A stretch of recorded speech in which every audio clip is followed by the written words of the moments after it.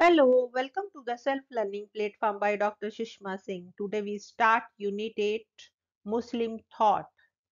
Sir Syed Ahmad Khan, Muhammad Iqbal, Maulana Maududi, and Muhammad Ali Jinnah. And we are going to discuss Muhammad Ali Jinnah 1876 to 1948. Muhammad Ali Jinnah traveled long distance in his political career, finally to become the Quad-e-Azam, which literally means a great leader to the Pakistanis, since he had credit of founding Pakistan after seeking the partition of India on 14th August 1947. He was argued by the All India Muslim League and M.A. Jinnah in March 1940 that Indian Muslims were not only just a religious community seeking certain constitutional arrangements which would ensure better and secure future of the Muslims of India, but also make it distinct nation. Once such a declaration was made, the next logical step was to demand a state in the name of Pakistan. The man who carried this demand to its fruition was the one and only M.A. Jinnah. Muhammad Ali Jinnah was born on 25th December 1976 in the family of a relatively prosperous business family of Jinnah Bai of Karachi. After his initial education in Karachi and Bombay, Jinnah went to England to study law, which he soon completed at the age of 18 years, with 2 more years of stay there at Lincoln Inn's formal training.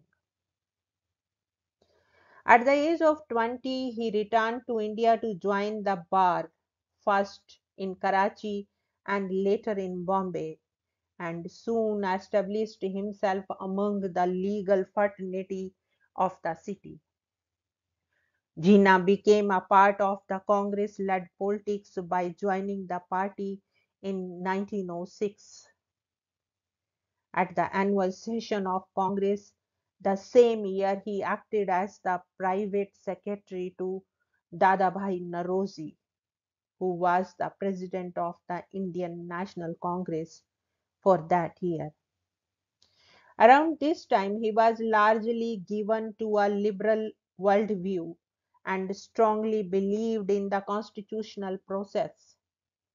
He came quite close to the moderate Congress leaders, Gopal Krishna Gokhale, and received his initial political training under him and soon earned recognition.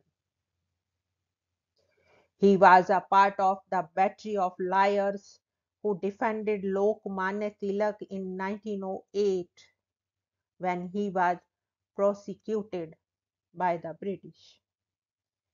In 1909, he was elected to the Imperial Legislative Council from Bombay and excelled in his performance in defending several issues which affected the lives of Indians, including the struggle which was going on in South Africa under the leadership of Mahatma Gandhi.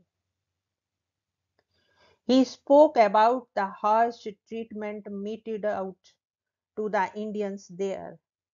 Jinnah supported Gokhale in 1912 when he came up with the Elementary Education Bill and argued for more allocation of money for the purpose.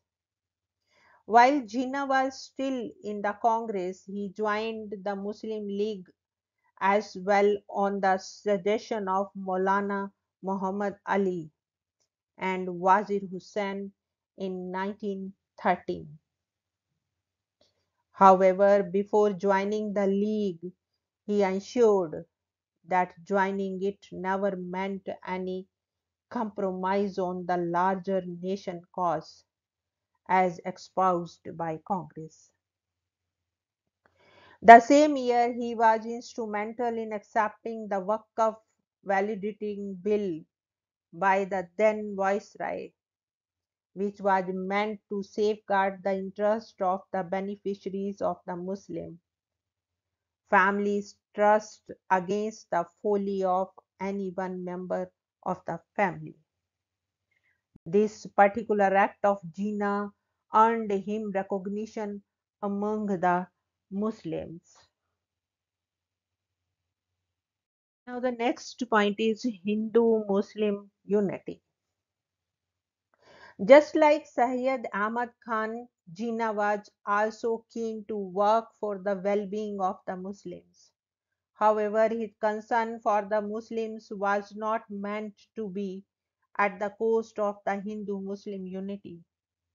As a matter of fact, it is important to note that till the elections of 1937, he believed that both the communities must join hands to remain strong in order to overcome the difficulties placed on the Indians by the British government.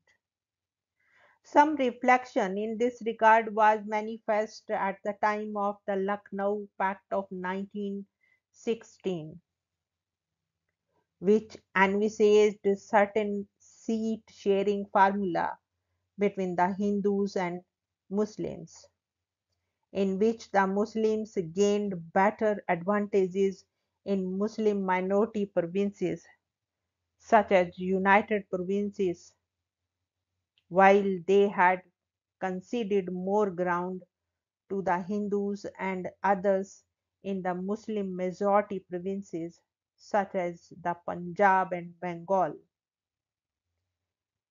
Important national leaders played a crucial role in this, like Tilak. Jinnah too played an important role in bringing about this agreement. Jinnah was one of the many leaders who did not approve of mixing religion with politics. In the context of the emerging non-cooperation Khilafat movement, he did not approve of religion being pressed in the service of politics. He was sounding certain note of caution that the consequences of such a strategy might prove to be counterproductive. During 1919 and 1920, strong religious feelings were stirred among the Muslims on the issue of Khilafat, an Islamic institution in the hands of the Ottomans of Turkey for considerably long time. However, after the defeat of Turkey in the First World War, it was feared by Muslims that soon Ottoman Empire would be fragmented and many holy places would fall in the hands of the non-Muslims, which was unacceptable to them. In case for quite some time, pan-Islamic upsurge had already generated anti-colonial sentiments among the Muslims. Keeping all these developments in mind, Gandhi decided to go along with the Muslims and agreed to lead the movement. His understanding was that he, as a good Hindu, was duty bound to stand by his Muslim compatriot in times of their distress. In the context of all these developments, the Indian National Congress, despite its initial reluctance, finally decided to extend support to Gandhiji. This was the moment with which Jinnah did not agree at all and resigned from the Congress in 1920, not to come back to it ever again. Next point is Jinnah and Muslim League. It must be pointed out that while Jinnah left the Congress, he retained his association with the Muslim League. However, after leaving the Congress, he remained politically dormant but sprung to action once again when it was announced that an all white Simon Commission would visit India to study the working of the Government of India Act 1919 and make recommendations for bringing about changes in it. All shades of political opinion bearing some decided to boycott the commission. At this point of time, the Muslim League was split into two wings, one led by Muhammad Saif of Punjab and the other M.A. Jinnah.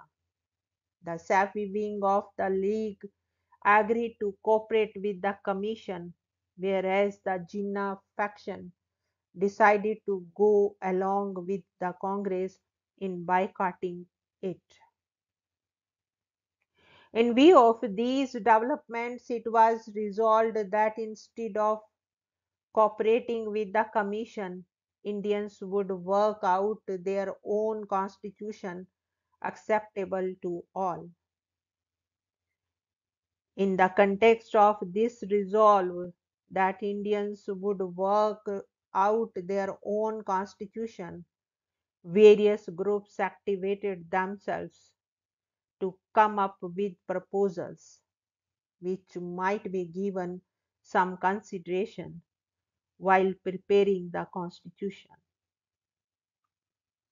Many prominent Muslim leaders met in Delhi on 20th March 1927 under the presidency of Muhammad Ali Jinnah to discuss Muslim representation in the legislature, and after long deliberations came up with certain proposals which are popularly known as the Delhi Declaration.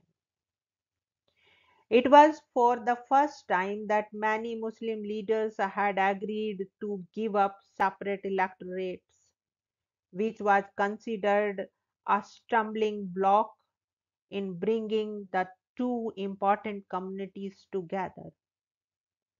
The declaration said that giving up separate electorate should be conditioned upon the following. First, the Sindh to be separated from Bombay Presidency and made a separate province. Second, reforms to be introduced in the northwest frontier province and Balochistan on the same footing as any other province in India. Third, in Bengal and Punjab, proportion of representation to be made in accordance with the size of population. Fourth, in the central legislature, Muslim representation to be not less than one third. It was said that after these demands were accepted, Muslims would accept joint electorates in all the provinces so constituted and make to Hindu minorities in Bengal, Punjab, and Northwest Frontier Province similar concessions that Hindu majorities in other provinces were prepared to make to the Muslims.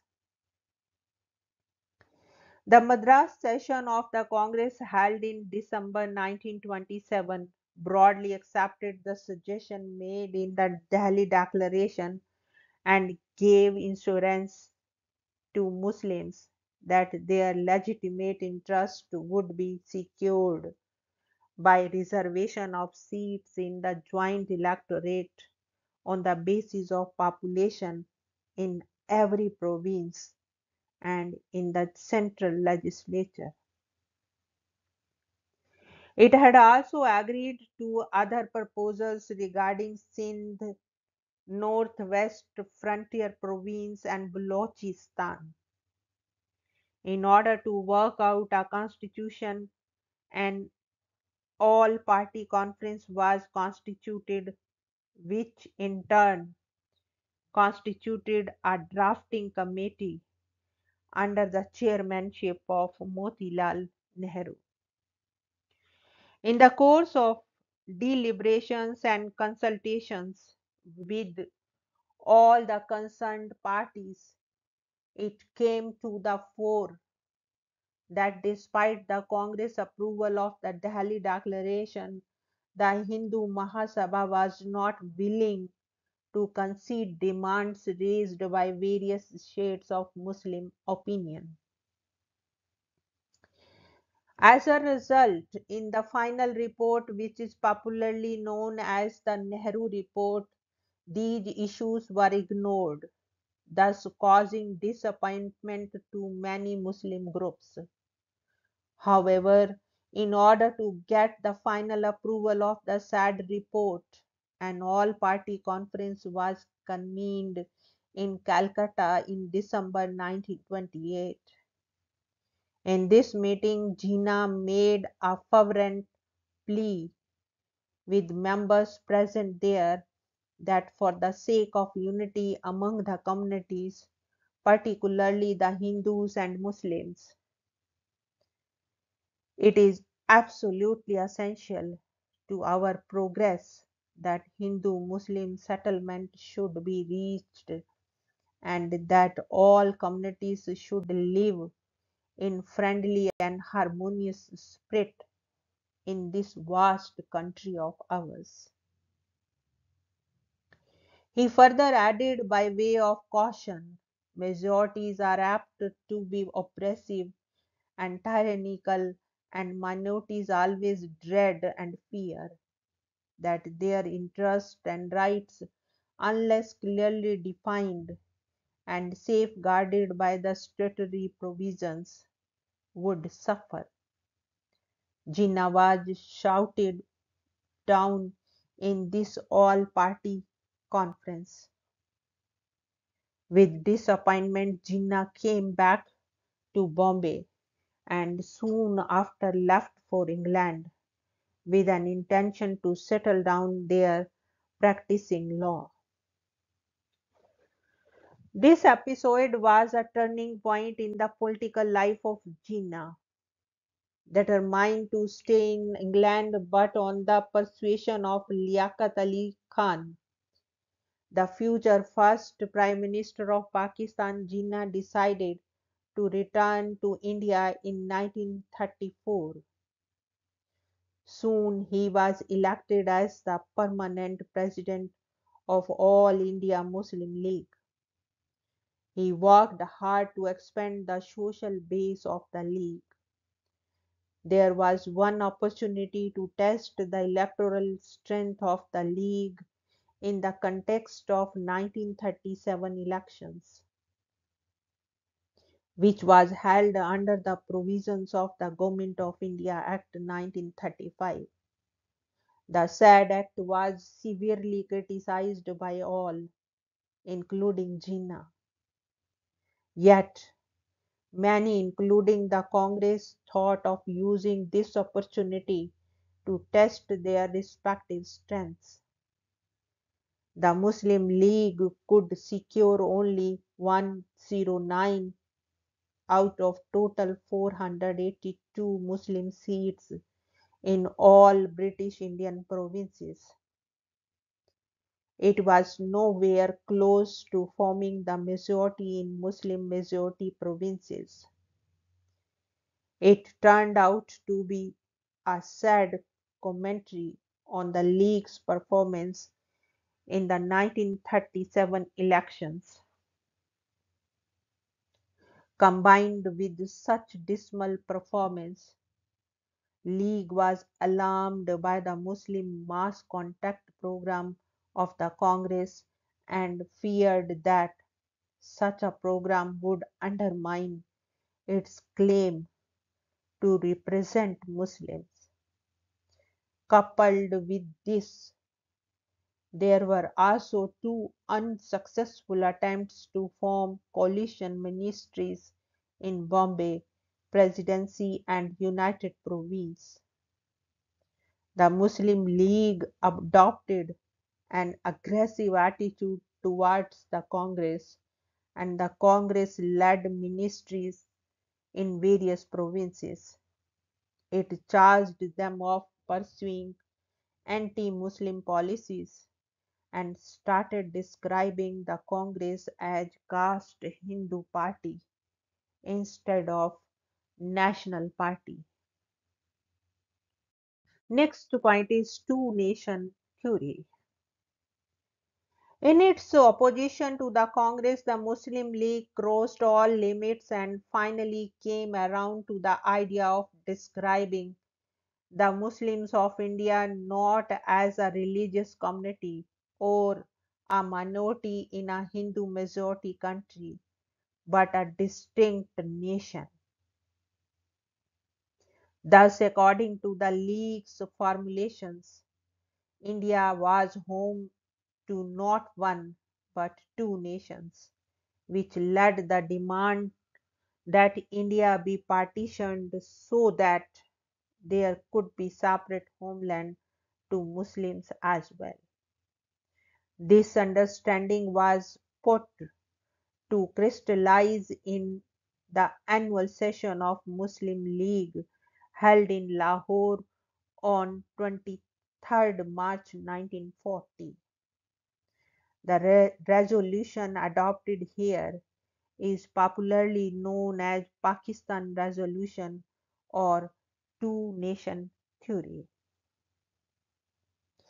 In this resolution, it was said that Muslims of India, on account of their religious, cultural, and historical distinctiveness, in contrast with Hindus, constituted a nation into themselves. Since then, Jinnah reiterated this position on all occasions and from all platforms. From this time onward, the Muslim League under Jinnah did not look back and never considered any settlement which was not considered Pakistan. In this effort of League, the British government was more than obliging right since the time of August offer of 1940 and right through the Cripps Mission of 1942 and the Cabinet Mission of 1946. In the Shimla Conference held in 1945, Jinnah had argued that in the event of any interim arrangements of ministry formation, only the Muslim League would have the right to nominate Muslim members. In an unsaid manner, Lord Wavell, the then Viceroy, conceded this demand raised by Muslim League. As a consequence, many Muslim political leaders in provinces such as Punjab switched side in favor of the League, and in the elections of 1945-46, it was able to secure almost 75% of the Muslim votes. However, it is important to mention that these elections were held under the provisions of the Government of India Act 1935, and the average franchised percentage did not exceed more than 15% of the total population, Muslim being no exception to it.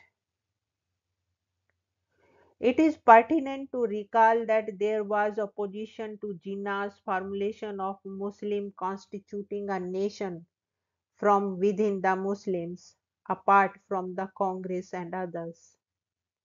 For instance, within 1 month of the passing of the two nation theory, various Muslim political formations from different parts of the country and representing different sections but firmly committed to the cause of nationalism came to form a coalition called Azad Muslim Conference.